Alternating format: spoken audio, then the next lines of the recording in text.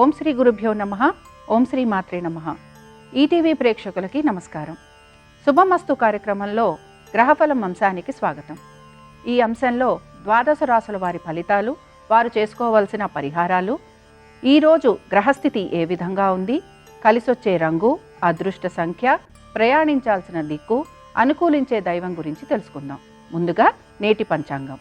శ్రీ చాంద్రమాన క్రోధినామ సంవత్సరం, దక్షిణాయనం, హేమంత ఋతువు, మార్గశిర మాసం.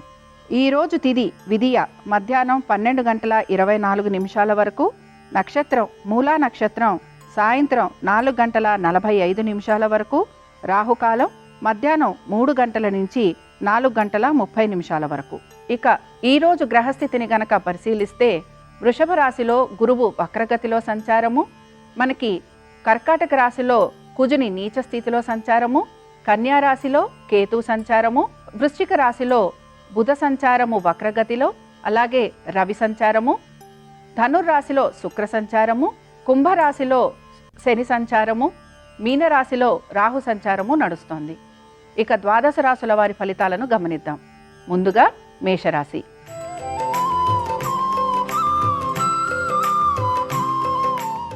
ఈరోజు మేషరాశి వారి ఫలితాలను గనక గమనించినట్లయితే ఆర్థికంగా వీరికి అనుకూలతతో పాటుగా వీరు చేస్తున్న ఆలోచనలన్నీ కూడా వీళ్ళకి శుభాశుభ ఫలితాలను కలిగిస్తూ ఉంటాయి.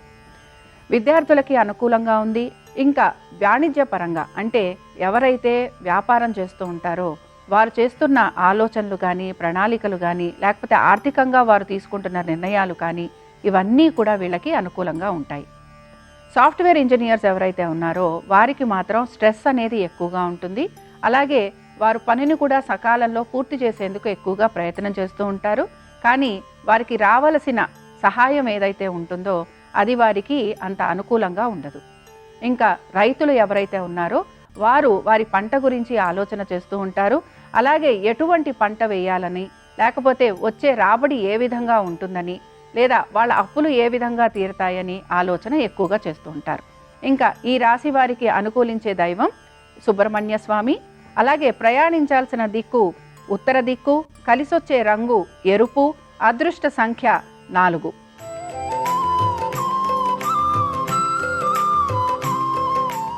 వృషభ రాశి వారి ఫలితాలను చూసుకున్నామనంటే వీరికి కూడా చేస్తున్న పనులన్నిట్లోనూ కొంత ఆటంకం అనేది కలుగుతూ ఉంటుంది. ప్రతి పని గురించి ఆలోచన విపరీతంగా చేస్తూ ఉంటారు. ఆ పనులు పూర్తి చేయాలని చెప్పి కూడా ప్రయత్నాలు ఎక్కువగా చేస్తూ ఉంటారు. ఏదైనా కొత్త పని గనక మొదలు పెడితే ఆ పనిలో ఉండే సాధక బాధకాలు, లేకపోతే ఆ పని గురించిన ఎక్కువ శ్రద్ధ పెట్టడం, అందులో ఇంకా ఏవైనా కొత్తవి నేర్చుకోవాలి అని ప్రయత్నం చేయటం, వెళ్ళిన చోట కొంత వీరికి ఇబ్బందులు ఎదురవుతూ ఉండటం, ఇలాంటివన్నీ కూడా కనపడుతూ ఉంటాయి. ఉద్యోగం మారాలి అనుకుంటున్న వారు మాత్రం ఈరోజు అంతగా వారు ప్రయత్నం చేసినా వారికి ప్రతికూలంగా ఉండేందుకే అవకాశాలు కనపడుతున్నాయి. వ్యాపారస్తులు ఎవరైతే ఉన్నారో వ్యాపారస్తులకి కూడా ఈరోజు అంత అనుకూలత అనేది కనిపించట్లేదు. కుటుంబ సౌఖ్యం ఉన్నా కూడా సమయానికి ఆహారం తినలేకపోవటం, లేకపోతే సమయానికి నిద్ర లేకపోవటం, ఇలాంటివి ఎక్కువగా కనపడుతూ ఉంటాయి. మనసులో ఆలోచనలు ఎన్నో ఉన్నా కూడా ఆలోచనలన్నీ పూర్తి చేయాలి అని చెప్పి ప్రణాళిక వేసుకున్నా కూడా అవన్నీ పూర్తి చేయలేకపోవటం అనేది ఈరోజు వృషభ రాశి వారిలో మనం గమనిస్తూ ఉంటాం. ఇంకా ఈ రాశి వారికి అనుకూల దైవం ఎవరు అనంటే లక్ష్మీదేవి. అలాగే ప్రయాణించాల్సిన దిక్కు నైరుతి, కలిసొచ్చే రంగు ఏమిటి అనంటే నీలము, అలాగే అదృష్ట సంఖ్య 1.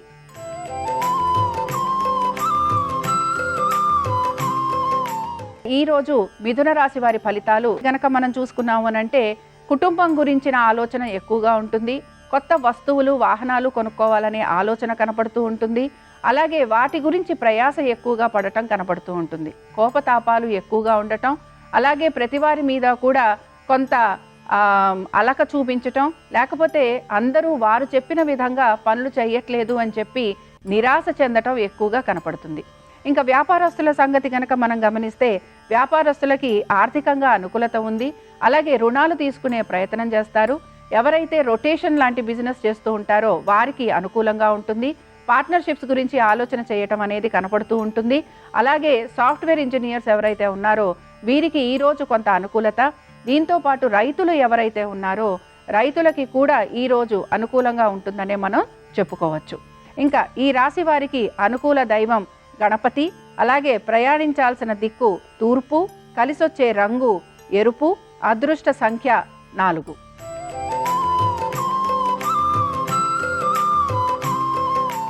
ఈరోజు కర్కాటక రాశి వారి ఫలితాలను గమనించినట్టయితే ఈ రాశి వారు ముఖ్యంగా పనుల విషయంలో జాప్యం కలుగుతోందని నిరాశ చెందుతూ ఉంటారు. కష్టపడి పనిచేసే నైజం అయితే కనపడుతుంటుంది, కానీ వీరు ఏదైతే జరగాలని కోరుకుంటూ ఉంటారో ఆ పని తప్ప మిగతా పనులన్నీ కూడా వీళ్ళకి పూర్తవుతూ ఉంటాయి. ఇంకా ఇక్కడ కుటుంబ సభ్యులతోటి సమయం గడపాలనే ప్రయత్నం చేస్తున్నా కూడా వీరి యొక్క వృత్తి వ్యాపారాల రీత్యా కానీ లేకపోతే మిగతా విషయాల పరంగా కానీ వీరు అంత సమయాన్ని కేటాయించలేకపోవటం కనపడుతూ ఉంటుంది. విద్యార్థుల గురించి లేకపోతే మీ యొక్క సంతానం గురించి విపరీతమైన ఆలోచన చేయటం, సంతానానికి చిన్న చిన్న అనారోగ్య సమస్యలు ఉండటం, సంతానం మీరు చెప్పిన మాట వినకపోవటం, వారు అనుకున్న విధంగా వారికి గడవాలని కోరుకోవటం మీరు గమనిస్తూ ఉంటారు. ఇక్కడ వీరికి ఆర్థికంగా అనుకూలత మాత్రం కనపడుతోంది. అలాగే ఆరోగ్యపరంగా కూడా వీరు తీసుకుంటున్న జాగ్రత్తలు వీరికి మంచి శుభ ఫలితాలను ఇస్తాయని చెప్పుకోవచ్చు. మొత్తం మీద గనక మనం గమనించామంటే ఉద్యోగస్తులకి కొంతవరకు అనుకూలత, వ్యాపారస్తులకి కూడా మనం అనుకూలంగా ఉందనే చెప్పుకోవచ్చు. అలాగే సాఫ్ట్వేర్ రంగంలో ఉన్న వారికి కూడా ఈరోజు కొంత అనుకూలత. దీంతో పాటుగా రైతులు ఎవరైతే ఉన్నారో వారికి కూడా అనుకూలంగా ఉండే అవకాశాలు ఎక్కువగా ఉన్నాయి. ఇంకా వీరికి అనుకూల దైవం ఎవరు అనంటే లలితాదేవి.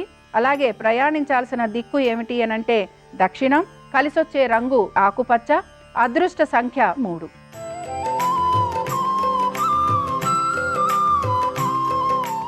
ఈరోజు సింహరాశి వారి ఫలితాలు గమనిస్తే ఆధ్యాత్మిక చింతన విపరీతంగా ఉంటుంది. అలాగే ఆలయ దర్శనాలు చేసుకునే అవకాశం ఉంటుంది. కొత్త స్నేహితులను చేసుకునే అవకాశాలు ఎక్కువగా కనపడుతున్నాయి. బంధుమిత్రుల్ని కలిసే అవకాశాలు, అలాగే విందు వినోదాలలో పాలు పంచుకునే అవకాశాలు, మిమ్మల్ని నలుగురు గుర్తుపట్టడం, మిమ్మల్ని మెచ్చుకోవటం, మీరు చెప్పే మాటని నలుగురు వినటం, ఇవన్నీ కూడా మీకు ఎంతో ఆనందాన్ని కలిగిస్తూ ఉంటాయి. సంతానానికి సంబంధించి వారి అభివృద్ధికి సంబంధించి కొత్త కొత్త ప్రణాళికలు చేసే అవకాశం ఎక్కువగా ఉంది. ఉద్యోగస్తులు ఎవరైతే ఉన్నారో వారికి చాలా అనుకూలంగా ఉంది. పేరు ప్రతిష్టలు వచ్చే అవకాశాలు ఎక్కువగా కనపడుతున్నాయి. మార్పులు ఉండే అవకాశాలు, ఈ మార్పులన్నీ కూడా ఆర్థికంగాను అలాగే ప్రయోజనకరంగాను మీకు ఉంటాయని మనం చెప్పుకోవచ్చు. వ్యాపారస్తులకి కూడా చాలా వరకు అనుకూలత, ఆర్థికమైన అనుకూలత. ఎప్పటి నుంచో రావాల్సిన బాకీలు ఏవైతే ఉన్నాయో అవన్నీ కూడా ఈరోజు మీకు వసూలయ్యేందుకు అవకాశం ఉంది. ఆరోగ్యపరంగా తీసుకుంటున్న జాగ్రత్తలు ఏవైతే ఉన్నాయో అవన్నీ కూడా మీరు తీసుకుంటూ ఉంటారు. ముఖ్యంగా వస్తు వాహనాల పరంగా కానీ కుటుంబ పరంగా కానీ ఎంతో సౌకర్యవంతమైన జీవితం గడుపుతారని మనం ఈరోజు చెప్పుకోవచ్చు. వీరు అనుకూలమైన దైవం సూర్యుడు. అలాగే ప్రయాణించాల్సిన దిక్కు తూర్పు, కలిసొచ్చే రంగు ఎరుపు, అదృష్ట సంఖ్య 1.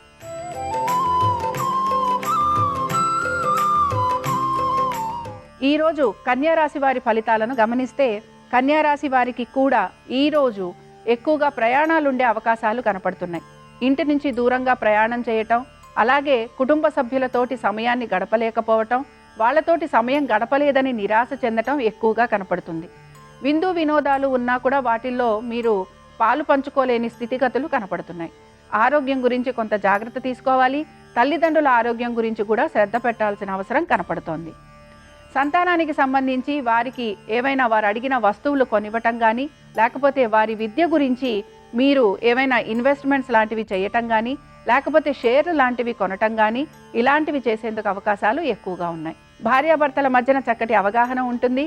రైతులకి సంబంధించి వీరి పంట గురించి, వీరి పొలం గురించి లేదా వీళ్ళ ఒక ఆర్థికపరమైన విషయాల గురించి ఎక్కువ ఆలోచన చేస్తూ ఉంటారు.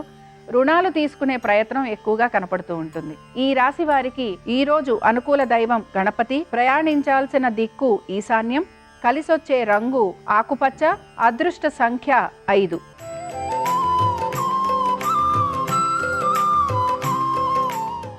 ఈరోజు తులారాశి వారి ఫలితాలను గమనించినట్టయితే సంతానానికి చక్కటి అభివృద్ధి కనపడుతోంది. విద్యార్థులకి అనుకూలత, అలాగే అనుకూలతతో పాటుగా వీరు ఎటువంటి పరీక్షలు రాస్తున్నా, కాంపిటేటివ్ ఎగ్జామ్స్కి వెళ్తున్నా వీరు అందులో విజయం సాధించేందుకు అవకాశాలు ఎక్కువగా ఉన్నాయి. ఉద్యోగస్తులకి శ్రమ అధికంగా ఉంటుందని చెప్పొచ్చు. ఆర్థికంగా కూడా వీరికి అనుకూలత ఉన్నా కూడా ఈ ఆర్థికమంగా ఇంకా వీరికి ఎదుగుదల ఉంటే బాగుండు అన్న ఆలోచన ఎక్కువగా ఉంటూ ఉంటుంది. భార్యాభర్తల మధ్యన పొరపొచ్చాలు రావటం కానీ లేకపోతే ఎవరో చెప్పిన మాటలు విని వీరు వాటిని విపరీతంగా అర్థం చేసుకోవటం కానీ కనపడుతూ ఉంటుంది. దీంతో కొంతవరకు మానసికంగా కానీ లేకపోతే కుటుంబంలో ఒక రకమైన అభద్రతా భావం కానీ ఎక్కువగా గోచారం అవుతూ ఉంటుంది. ఇంకా ప్రయాణం చేసేటప్పుడు జాగ్రత్త వహించడం అవసరం. అలాగే ఏమైనా వస్తు వాహనాలు కొనుక్కుంటున్నప్పుడు కూడా జాగ్రత్తగా ఉండటం అవసరం. అనుకూలించే దైవం సుబ్రహ్మణ్య స్వామి. అలాగే ప్రయాణించాల్సిన దిక్కు ఉత్తరం, కలిసొచ్చే రంగు ఎరుపు, అదృష్ట సంఖ్య 9.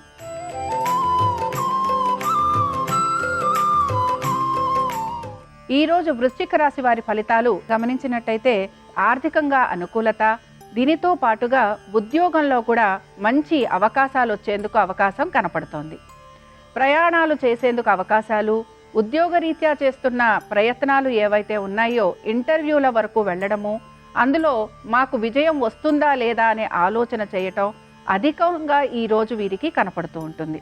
భార్యాభర్తల మధ్యన చక్కటి అవగాహన కనపడుతోంది. ఉద్యోగస్తులకి అనుకూలతతో పాటుగా వ్యాపారస్తులకి కూడా ఈరోజు ఆర్థిక పరంగాను, అలాగే వారు చేస్తున్న పనులలో విజయం రావటం కానీ మనం గమనించవచ్చు. సాఫ్ట్వేర్ రంగంలో ఉన్న వారికి అనుకూలత గోచరిస్తోంది. రైతులకి అనుకూలత ఉంది. ఉద్యోగస్తులకి అనుకూలత ఉంది. అనుకూల దైవం దుర్గా. అలాగే ప్రయాణించాల్సిన దిక్కు ఉత్తర దిక్కు, కలిసొచ్చే రంగు నలుపు, అదృష్ట సంఖ్య 6.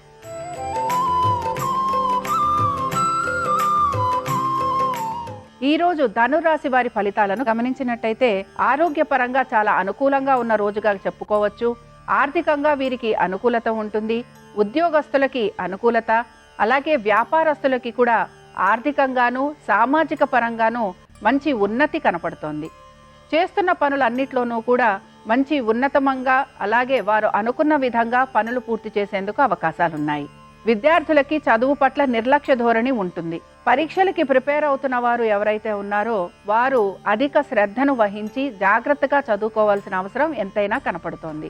ప్రయాణాలు చేసే అవకాశాలు, అలాగే చేస్తున్న ప్రతి పనిలోనూ కూడా విజయం సాధించే అవకాశాలు వీళ్ళకి ఎక్కువగా గోచరమవుతున్నాయి. చేస్తున్న ప్రతి పనిలోనూ కూడా మంచిగా లక్ష్య సాధన వైపుగా ముందుకు వెళ్లేందుకు అవకాశాలు ఎక్కువగా ఉన్నాయి.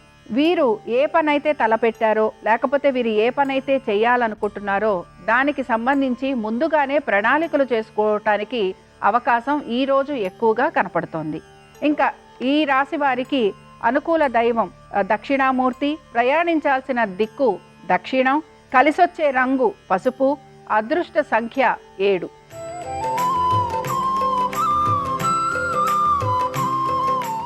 ఈరోజు మకర రాశి వారి ఫలితాలు గమనించినట్టయితే మకర రాశి వారికి ఈరోజు దైవ చింతన ఎక్కువగా ఉంటుంది. ఆలయ దర్శనాలు చేసుకుంటారు. దాన ధర్మాల వైపు ఆసక్తి ఎక్కువగా కనపరుస్తూ ఉంటారు.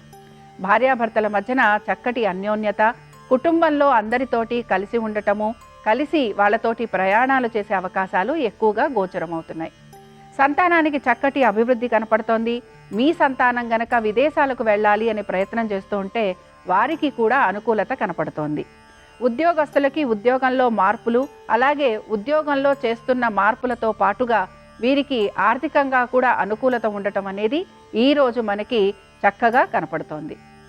ఇంకా ఈ రాశి వారు ఆరోగ్యం పట్ల నిర్లక్ష్య ధోరణి మాత్రం వహించకూడదు. ఈ రాశి వారి అనుకూల దైవం శివుడు. అలాగే ప్రయాణించాల్సిన దిక్కు ఈశాన్యం, కలిసొచ్చే రంగు నీలం, అదృష్ట సంఖ్య 5.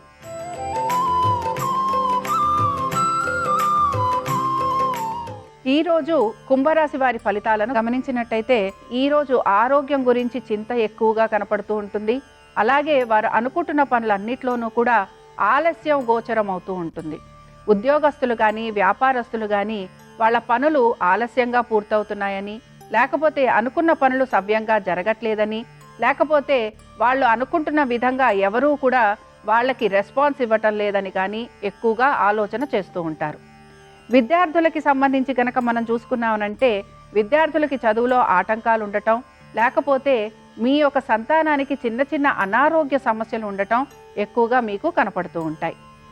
ఇంకా ఆర్థిక పరంగా కనుక మనం గమనిస్తే ఆర్థిక పరంగా అనుకూలత ఉన్నా కూడా ఖర్చు కూడా అదే విధంగా మీకు కనపడుతూ ఉంటుంది.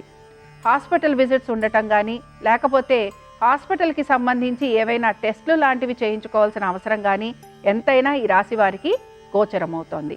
ఇంకా ఈ రాశి వారికి అనుకూలించే దైవం కాలభైరవుడు. అలాగే ప్రయాణించాల్సిన దిక్కు ఉత్తర దిక్కు, కలిసొచ్చే రంగు నలుపు, అదృష్ట సంఖ్య 8.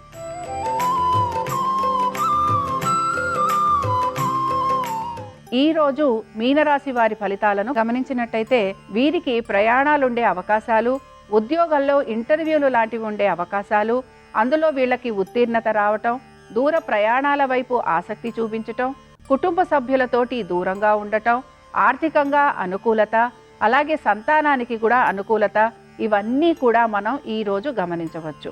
ఉద్యోగ ప్రయత్నం చేస్తున్న వారికి ఇక్కడ విశేషంగా కలిసొస్తుందని మనం చెప్పుకోవచ్చు. వ్యాపారస్తులు ఎవరైతే ఉన్నారో వ్యాపారస్తులకి మాత్రం ఇక్కడ ఆర్థిక పరంగా కొంత ఇబ్బంది పడే అవకాశాలు కనపడుతున్నాయి. ఐటీ రంగంలో ఉన్నవారు కానీ, ప్రభుత్వ ఉద్యోగులు కానీ వీరికి మాత్రం చాలా వరకు కలిసొస్తుందనే మనం చెప్పుకోవచ్చు. రైతులు ఎవరైతే ఉన్నారో వారికి మాత్రం రుణ బాధలు అధికంగా ఉండే అవకాశాలు, అలాగే వారి యొక్క పంట గురించి లేకపోతే వాళ్ళ ఒక రాబడి గురించి చింత అధికంగా ఉంటుంది అని మనం అనుకోవచ్చు. ఇంకా విద్యార్థుల పరంగా గనక మనం చూసుకుంటే విద్యలో మంచి ఉన్నత శిఖరాలను అధిరోహించే అవకాశాలు ఎక్కువగా ఈ రాశి విద్యార్థులకి కనపడుతున్నాయి. ఇంకా వీరికి అనుకూలించే దైవం ఎవరు అనంటే ఈశ్వరుడు, ప్రయాణించాల్సిన దిక్కు ఏమిటి అనంటే ఈశాన్యం, కలిసొచ్చే రంగు తెలుపు, అదృష్ట సంఖ్య 8. ఇవి ద్వాదశ రాశుల వారి శుభాశుభ ఫలితాలు. మంగళవారం గనక ఆంజనేయ స్వామి వారి అనుగ్రహం ద్వాదశ రాశుల వారి మీద పరిపూర్ణంగా ఉండాలని ఆశిస్తూ స్వస్తి. శ్రీరస్తు శుభమస్తు. మంగళవారం సందర్భంగా సుబ్రహ్మణ్యేశ్వర స్వామి ఆలయ దర్శనం ఉత్తమ ఫలితాలను కలిగింపజేస్తుంది.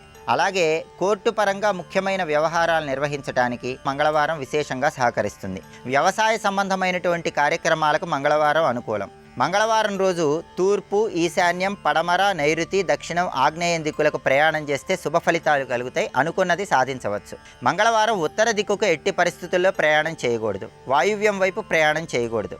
అలాగే మంగళవారం సందర్భంగా 1.25 కేజీ కందులు ఎరుపు రంగు వస్త్రంలో మూటగట్టి దానం ఇచ్చినట్లయితే కుజదోష తీవ్రతను తగ్గింపజేసుకొని సమస్త శుభాలను సిద్ధింపజేసుకోవచ్చు. అలాగే ఆపరేషన్లు చేయటానికి, చేయించుకోవటానికి మంగళవారం విశేషంగా అనుకూలిస్తుంది. రుణ బాధలు ఉన్నవాళ్ళు అప్పులు తీర్చడానికి కూడా మంగళవారం అనుకూలమైన రోజు.